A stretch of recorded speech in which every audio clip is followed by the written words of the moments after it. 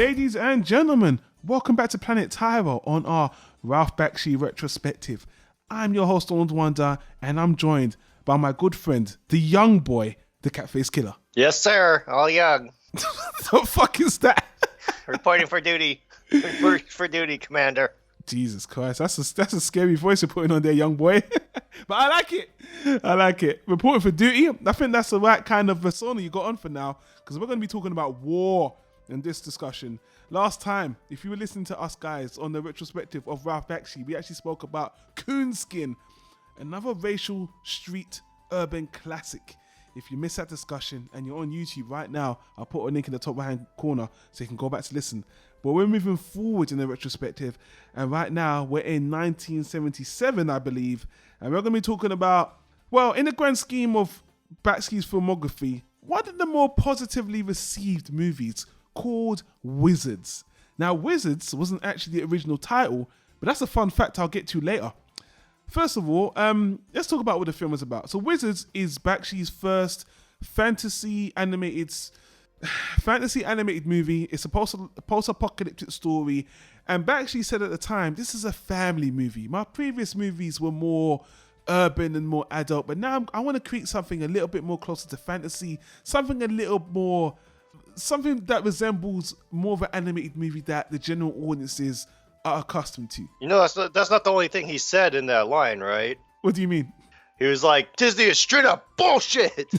He said that many a time. He has. I'm not sure he said it when he was pitching this movie, but again, if you look through the interviews, he's always said that Wizards is my family movie. Now, guys, when I say that, keep in mind, Bakshi is an animator. He's a director. He's pushing the boundaries with animation. So this story, and I don't want to get into spoilers, even though it's over a 40-year-old movie. But again, I'm just going to give you a brief overview. So this is a post-apocalyptic story where apparently there was some kind of world war and the Earth was completely destroyed because of world wars. You know, the human race has practically gone extinct. But then thousands of years later, the humans that did survive were kind of mutated. And so you've got mutated humans, and then you've got fairies.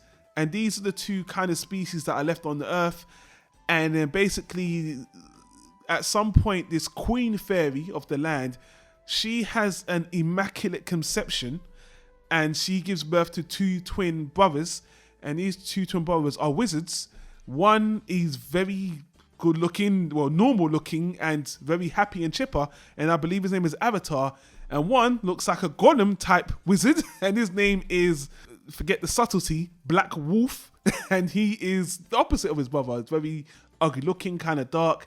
And the story kind of starts when the mother, over time, she passes away, and the beaten down son, the Black Wolf son, he becomes happy because now he wants to take over, his mother being the Queen of Fairies. But because his brother's a good one, they battle for supremacy over the earth.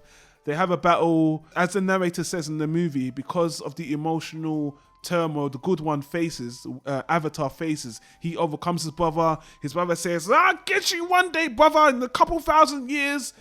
And 3,000 years later, we're at the start of this movie. So there's the backstory. There's a war between two brothers that are wizards. Fairies, mutants. I'll delve more into the story. As always, I'd like to get your first impressions, old boy. So what did you think of the movie? First impressions. In terms of character design, artwork, animation, I'm going to say his sloppiest work to date in the order of the movies we've watched. Mm-hmm. I was not really impressed with that. I did kind of like the story. It's very, I don't want to say it's very original, but I haven't heard this storyline that often. The only thing that comes to mind is Adventure Time, which is 40 years later. So what else? It's just really kind of generic. It's a slower paced storytelling. So if you like that, instead of you like feel like storytelling nowadays is a jumbled mess. There's no clear direction. It's very ADHD and stuff. You know, it's like just garbled. You might like this more because it's a very straightforward narrative. Compared to the other Bakshi movies we saw, you mean? Yes, especially compared to Bakshi himself. And then it's not like super breakneck pace. It's, slower. It's a journey. I mean, I wasn't crazy about it, but so far, probably the least scarring movie I've watched of his so far. Yeah. I think it's okay. I didn't love it. I didn't hate it. It's a little lengthy and slow for me, Mm-hmm. but I think people could be okay watching it.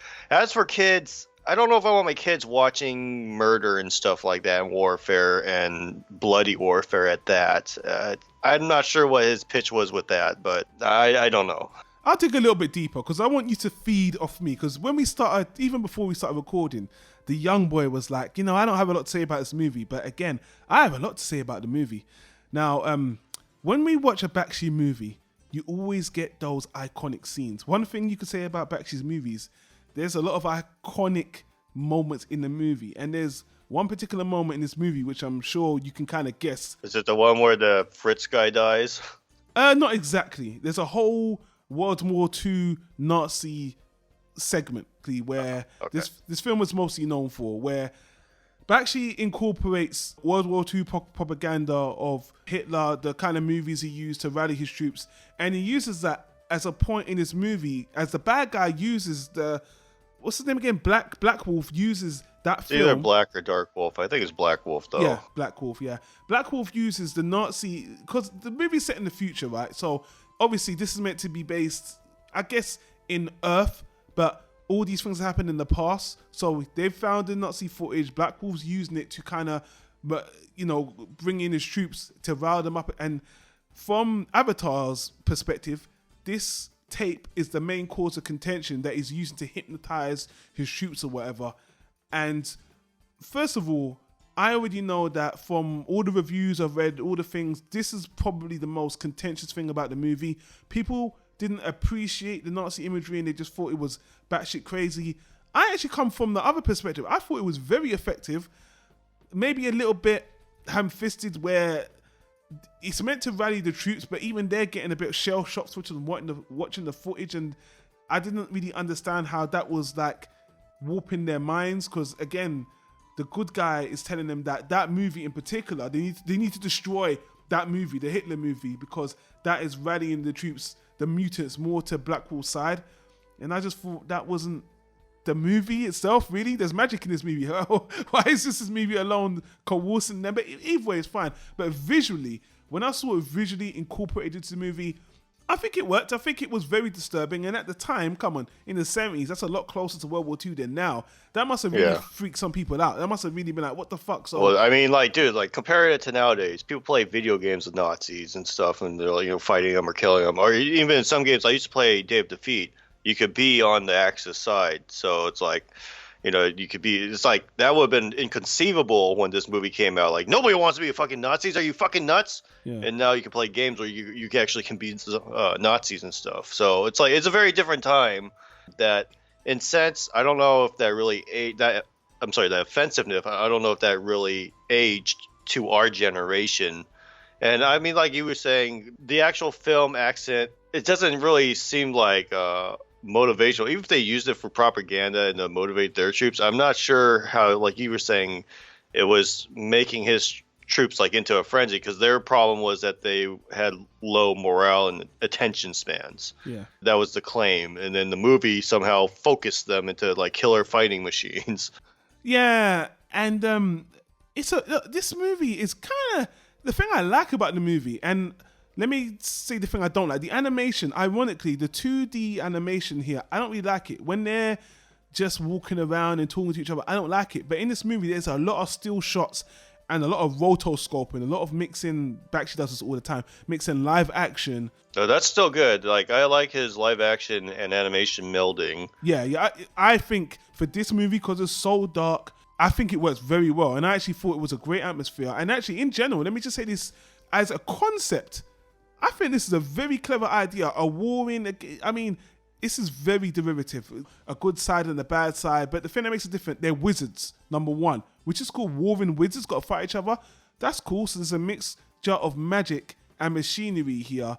And then they're brothers as well. And they're set in the future. There's a lot of things conceptually. I'm like, this is a very cool idea. Also, fun fact, and I was going to bring this up at the end. This is one of the only Bakshi movies that he has plans to still resurrect. This was meant to be a trilogy. A trilogy? Like I could see it being a trilogy, but he would have to redo the first one because the very anticlimactic for one. He blew his load through this whole movie. To be honest, I think it could have been dragged out to be a trilogy because it has an epic story. Regardless, not because the fairy mother and the brothers don't like each other, and there's a lot of other side characters involved. As you said before, his narrative this time is pretty straightforward. This might be the most straightforward of all. It's a fantasy story. You know what's going on. You know who the hero and the bad guy is. But man, the biggest problem with the movie, and you said it right from the beginning, man, the pacing is atrocious. This movie could have been cut in half and it would be a hell of a lot better because they're just meandering. They're meandering, a lot of silly comedy bits. I don't think he's even trying to be that comical, just whimsical stuff with the characters. It's just a waste of time.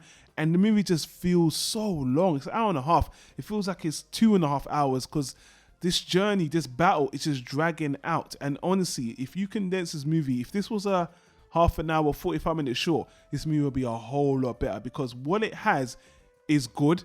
And there's other massive criticism I got, but what it has is good. Condensed down, it would have been a whole lot better. But as it stands now, it is kind of boring and dull because they just dragged the whole thing out. But actually didn't really think of a lot of things to fill the time. You know what's going on. You know what's even up to. And the other side characters that are involved, like the voluptuous fairy and some of the bad guys' minions and stuff like that, there's a few moments with them, but there's no big moments that stitch it all together. So it's just a padded out battle movie, war movie. And I got other things to say, but let me get your thoughts on that. Because you already said it was slow as fuck. You know, to cut a long story short. And I really felt this was way too long. And actually, not even saying it's way too long, Bakshi didn't have an hour and a half idea. He didn't execute an hour. He executed a half an hour idea and stretched it to an hour and a half. That's my opinion. That's a pretty good analogy. Okay, to focus more on what you were saying, there's 4 characters on this journey. There's the reformed assassin, the elf fighter, fairy that pretty much can't do anything. I guess she has a sword, but she really just waves it around and yells. Waving a lot of stuff around. If you know what I mean. Yeah, that too. But yeah, I knew you were going to start talking about that Mr. K. Coleman. We'll get to that. Don't worry. We'll get to that. And the wizard, the main wizard. So there's 4 characters, but really only the wizard matters. Like the other guys are kind of there and they have some commentary or they do a little bit here and there, but they're kind of a waste in the movie. Like if it had been a journey of just Avatar by himself, the wizard, I think it would have actually been a much better movie, sad to say, because I like ensemble casts. The only reason I disagree with you with that is just because he was a reluctant hero. He didn't even want to be involved. And I don't blame him. Do you know why I don't blame him? Because he's 3,000 years old. And he's older than that. I mean, no, the world's older than that. I'm sorry, but he's like 3,000. Yeah, him right. And his brother. And I'm like, you goddamn right, I'm too old for this. And, you know, the characters had to drag him along the journey. But you're right. I mean, the other characters just did not feel substantial. So you've got a main character that's reluctant. The other characters don't feel substantial. And everything else in the movie is just, I would say filler. But even filler is kind of content. This just feels like space. There's so much space here that is just dead air. And I just really just felt the time going on. This really, I have to say, man, some of his other movies are just wacky, insane, just a trip. This one was just dull in between the dead air spaces, and I just really wish it was shorter because, you know. The best way I could put this is, like, I like slower pace and long stories just as much as I like fast ones and hectic and chaotic ones. I kept checking how far I was into this movie because I was like you, I was like, man, this is like really fucking slow. Yeah. It's a common complaint with the movie. So let me talk about one of the other things I think is really good. It might be the standout thing about the whole movie, actually. I think for the first time, Ralph Bakshi got the voice acting great because I think they sound great. I think everyone just sounds really good except for one sticking point that everybody shits on this movie. And I understand it was a creative choice, but I don't know, man. It's the narrator. This woman who's telling the story in this half-drawn deceit voice. It sounds like she's dying and she's uninterested telling you the story. And she's forgettable, honestly. I forgot about her until you brought her up. The movie starts with her, and every time she comes in, her voice is so low and melodic with this war, with this Nazi war, you know, guns going off, magic going off. But she comes in and she's telling you how the earth is dying and how the brothers can't get along and how things are going to be. And I was just like, what the fuck, man? It just didn't fit. I actually liked her voice, but it was just not the right tone of this movie. And let me get to the biggest point of the whole movie. And this is what a lot of people talk about, the message. This movie is a clear anti-war, anti-weapon agenda movie. And the violence in the movie, as Bakshi always does, is pretty graphic. I mean, people, they're fairies and they're mutants, and when they get shot, it's pretty fucked up. There's a couple of death scenes in the movie that's kind of gruesome, man. And again, for a family movie and for these very innocent looking creatures, even the mutants, they look kind of friendlier than Bakshi's normal ilk. It really comes off pretty harsh. There's a point where in the movie, like elves and fairies and mutant gross guys and stuff are like hacking at each other with melee weapons, and you are seeing the hacking. It's cool. Don't get me. It's kind of cool that he went there, but Bakshi always does is he always, you know, pushes it for the storytelling and for just because it's animation, never done it before. And again, it's the shot factor. It's what he does. It's cool on the one hand, and in this movie, I will say it's appropriate because again, I feel like this is a anti-weapon movie. I mean, there's a scene in particular where one of the elves, they just drop their weapon. It's the way it's shot. You can just see he's trying to show you that this guy's coming to grips with this war he's in, and the blood splurts everywhere, and it's quite traumatizing. I'm not lying. I'm like, Bakshi, man, I know what you're doing, and it's effective. It is, but the problem is, you don't really care about the characters. You care about them dying because it looks horrible, but you know, these people are no names. And the biggest criticism of the movie on the whole is this anti-weapon, anti-science, nuclear war thing. It's a bit of a hypocrisy because the funniest shit of all is at the end of the movie when the brothers... Oh, wait, are you going to go there? Yeah, well, you can jump in after I say my piece in case you want to add on top of this.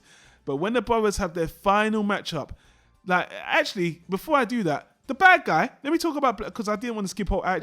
This. Talk about him. The black guy. The black guy? Black Wolf. That's his name. That's his name. And I'm black. I know what you're trying to do there, young boy. You said the black guy. He's Black Wolf. Anyway, his whole thing is, first of all, he wants mutants to rule and he wants to take over. But the more you get into the story, he doesn't like his body, and there's a bit of a subplot where he's trying to, like, he's having sex with these concubines or whatever, and he wants to create a human because he doesn't want to create a mutant because he knows how it's to suffer as a mutant. So you kind of feel I felt a little bit sympathetic to him, even though he's a bad guy. And there's a woman that he got pregnant through most of the movie, and she's like, I mean, it's prophesied that the baby she's carrying is a mutant, and it's like he's going to kill the baby. And she's like, no, don't. It's not his fault. It's not his fault he's born who he is. And I could see the racism agenda there. I felt like he was trying to say something about, you know, racism or prejudice. And I kind of like that. But it all comes to a head at the very end. The reason why I brought this up is because at the very end, when the two brothers are having their final confrontation, which is incredibly short. And then, to be honest, this is kind of, it's a very distracting final encounter. Because the bad brother says to him, you know what? I don't even want to kill you. You just surrender and let me take over the land and I'll let you be. And the good guy, Avatar, you know, he says to him, you watch it so you know, he says to him, you know what, man? I was always the prettier one because I look more like mum than you. You were the ugly one. And I got one trick that mum never showed you because you weren't around. Then he pulls a gun and shoots his brother to death. Yeah, like, I was watching this whole movie for their magic fight, and it's like, pop to that. And it's like, are you fucking serious, dude? On the one level, the 25% of me appreciated that it was very anticlimactic because you're like, what? That's it? The two wizards and the brother just shoots him? But here's the thing. I felt like it was meant to be an anti-weapon movie. That's what they're all showing. The Hitler movie, the soldiers being shell-shocked after shooting their weapons. And the wizard, the most powerful wizard in the movie, he just pulls out a gun and murders his brother. And the reason why I said murders his brother, because his brother just said his brother didn't want to fight him. He's like, yeah, I don't give a shit. Fuck off. Yeah, just go away, just surrender. And he turned around and killed him in cold blood after, chastising him for being the ugly twin. And I was like, this is kind of really fucked up, man. You're using a weapon, which is meant to be bad in this whole, narrative of the movie. Weapons are shit. Fairies and magic are great. Then you just pull a sucker punch. What do you call shooting someone without even know? Is that a sucker punch or a sucker shot? You pull a sucker shot on your own brother, kill him. That's it. That's it. I mean, he shoots his brother. The whole kind of, the mountain he's on collapses, and then happily ever after. And I don't know, man. It kind of left a bad taste in my mouth, and I thought the message was lost. After that, I was like, I don't know, man. Your brother might have been a bad guy, but at the end of the day, it seemed like he didn't want to kill you, and you just fucking murdered him. Family movie? That's like a lot of my problems with the movie stems from the knowledge that Bakshi pushed this as a family movie. Like if there was no ties to like family, this is a family that would be like, it was all right. I mean, like, and we would not be talking about this shit at all. So just the fact that it's like there's so many things that if you show a kid this, it's like, what message are they picking up? Your opponent shows you mercy, and you shoot him. You shoot him. Like, you don't have like a fist fight with him or anything honorable. You just pull out a gun and you shoot him in the face. And it's like, what are you trying to teach kids? To be honest with you, it was very unconventional. It was a cowardly. You just shot him as well. It's kind of a cheap shot. And again, in terms of the movie, you're expecting a wizard battle, and you just shoot him and that's it. So it's called Wizards. Yeah, I want to see a fucking magic battle. On multiple levels, it's kind of a disappointment, and it's shocking just because the quote-unquote good guy, who's the reluctant hero, just shoots his brother cold and has no remorse. I don't know, man. So the movie is it's kind of ambitious, and I can see what he was trying to do. I really do, because I think conceptually it's an interesting idea because the pieces are good. But again, as always, the narrative and execution falls apart. By today's standards, it's more thoughtful than his other movies in my perspective, because it's an unconventional fantasy movie. Those other movies he did are urban movies that are trying to have these points that are just all over the place. I can see what he was doing with this one, and I think his intention is a bit clearer, but I'm not only going to criticize the movie for being a quote-unquote family movie. Aside of that, even if this was just an adult movie, it's fucking weird, man. It's all over the place. If this was meant to be the anti-fantasy movie, which again, that's kind of Bakshi's MO. I'm going to do what Disney ain't doing. Yes, this movie is definitely that. Does that make it a good movie? This movie is more of another experiment to me. A much better one than his other ones. Did I like the movie? I would have liked it a hell of a lot better if it was shorter, because there's things I like about this movie. There are things I like about the movie, but on the whole, it's just got too much empty space around it that just makes it dull and just makes it a chore. And then the way you end the movie is so important. You end on that note. I don't really understand, appreciate, and again, you don't get that wizard battle. So I just felt like, I don't know, man. Again, it comes down to the writing. It always comes down to the writing. God damn it, Bakshi, like, get yourself a fucking writer. Yeah, how do I remember this movie? I just remember it as the anti-fantasy movie. It's that simple. I just see it as, this is a fantasy movie, not like the rest, and it's got cool elements, cool war elements, but it's really the definition of an acquired taste. And that's my rating, actually, because it's not bullshit to me or whatever. It's just an acquired taste. Because I do think there's stuff to be had here. But I actually think if you give this script, if you give the pieces of this movie to someone else, this could be a really good fucking movie. And a trilogy, yeah, man, he's got a world here that he's built. The concept of fairies in the future with mutants, post-apocalyptic, 2 warring wizards. All of that is a very good conceptual idea. But man, it needs to be in the hands of a better writer. That's basically it. No, definitely. This is an analogy I have for Wizards. It's like Bakshi dug up a very rich vein And then instead of like melting it and forming it to nice bars and stuff, he just started hacking chunks off of it. That's like the best thing I could say. Like conceptually, like you're talking about the setting, very interesting, very fantastic idea. I love it.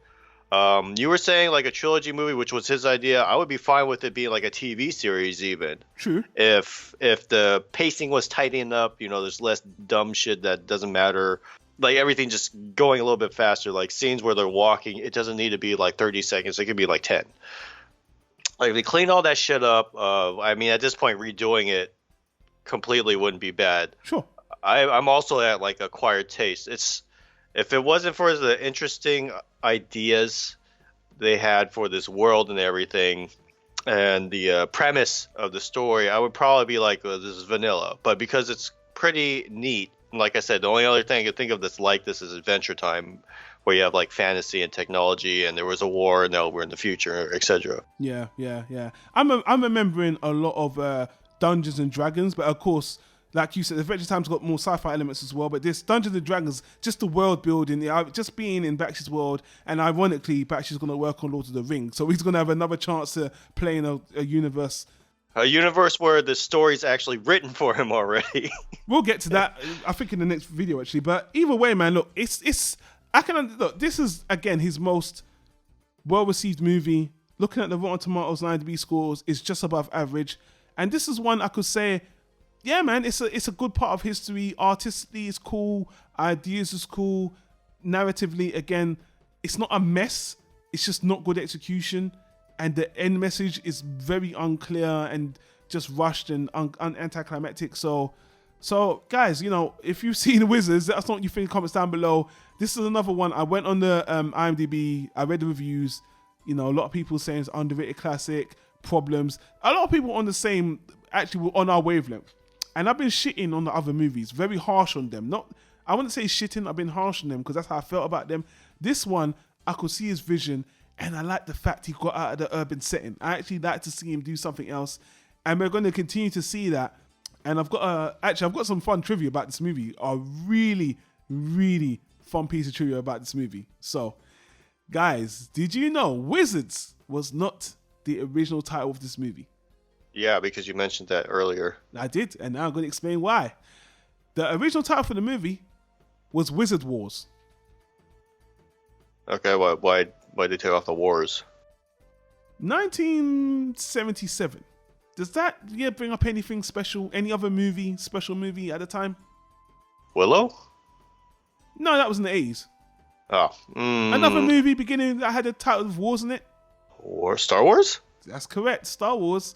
So if you get the DVD of this movie, there's a special feature called Ralph Bakshi, the Wizard of Animation, and you can check it on YouTube as well, so don't just take my word for it. And in the interview, he actually says, because this movie was coming at the same time as Star Wars, George Lucas approached him and asked him to change the name of the movie because he didn't want to cause brand confusion. Again, it's a stretch, but because at the time, George Lucas put so much money into Star Wars, it's such a high concept, and having another movie, I can see where it was coming from. I can, even though Wizards War and Star Wars, you know, I think you're being a little bit picky saying, it's the same kind of movie, people are going to be confused. But things were different back then. I don't know what Hollywood was like, and maybe the audience was a bit more simplistic. I don't know. But either way, Bakshi laughs about it now. Hold on, you know, like in his defense, yeah, Jedi are really just wizards that have swords. Sure. I mean, that's really all they are. Yeah, but this is before anyone. This was the first movie. This is the first. No one even knew the Star Wars conception. So I know you're saying that now, but no one even knew that.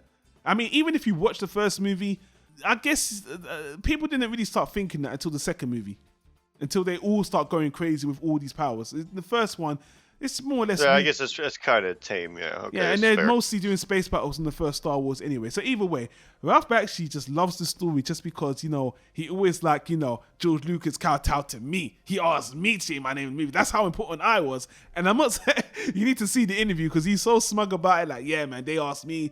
And I was like, okay, George, I'll do this for you, George. I'll do this for you. just this one time, okay? Yeah, so let me go to Modesto and watch you film this. Yeah, so, you know, I thought it was a funny story. And yeah, Wizard Wars would have been a more applicable name. He's right, because this is about a war between two wizards. Literally a war with soldiers and Nazi propaganda and a lot of guns and wizards, ironically. So I understand why that was the original name. Wizards I always thought the name was weird as a wizards kind of. So when I heard it, I was like, you know what? Wizards Wars or War Wizards, that does make a little bit more sense in the whole package of the movie. But hey, man, George Lucas asked him, and I don't know if he got paid or whatever. I did hear him say that he just agreed to not do it. It didn't bother him that much. But now he's got a nice story. You know, George Lucas asked me to change the name of my movie. That's how important I am. Or was, anyways. Oh, you had to go there. You had to go there, young boy. All I know is so far out of everything we watched, the most impressive thing has been mediocre. Okay, I mean, like, that's the best way to put it. I'm still waiting to be surprised. I hope I am. I mean, like, yeah. But I'm not holding my breath at this point because it's been mediocre and everything else was crap. All right, well, as always, I'm gonna say thank you for joining me on this one. And you know what, man? Again, I like us doing this because we don't just talk about stuff we like. We're talking about something that is we're talking about a filmography that is kind of. Talking about root canals, you know, nobody really likes them, but sometimes you gotta talk about them. Wow, you see, I wasn't even gonna try to go that harsh, but you know, you said it, not me. Either way, guys, we know you appreciate the discussion. I've actually enjoyed the few comments we got. People know we're not just shitting on the movie. We're trying to be critical, and this time we had the most praise about the movie. Hey, like I said, I would love to see this come back, just not direct translation. Yeah, final words. You mentioned this before. From where this movie ended, I don't see no sequel potential. He ended the story, really. I don't like the main character anyway. I don't know, man. I don't know. A reboot would be nice, but whatever. I'm surprised that I'm not surprised he wants to revisit the world because that's potential. But yeah, I don't know. Sequels, I'll take a pass on sequels on this movie. Well, sequels would all come down to how it ended. So if it ends the same way, obviously no. But if it doesn't end that way, then yeah, you know, you can add to the story and expand on the world and everything. Okay. Well, anyway, guys, again, leave us your thoughts or comments down below. Thank you, young boy, for joining me on this one as always. As you wish, sir. Yes, thank you. We're going to get ready for another battle. Maybe next week, never. Who knows when we're going to do that, guys. But if you're watching on YouTube, again, I'll put annotations to all the other stuff we do for Planet Tyro. Animation, television shows, books, all this other stuff. Annotation on the screen, links in the description on the podcast. Thanks for listening, guys, and we'll see you on the next recording. Yeah, see you guys.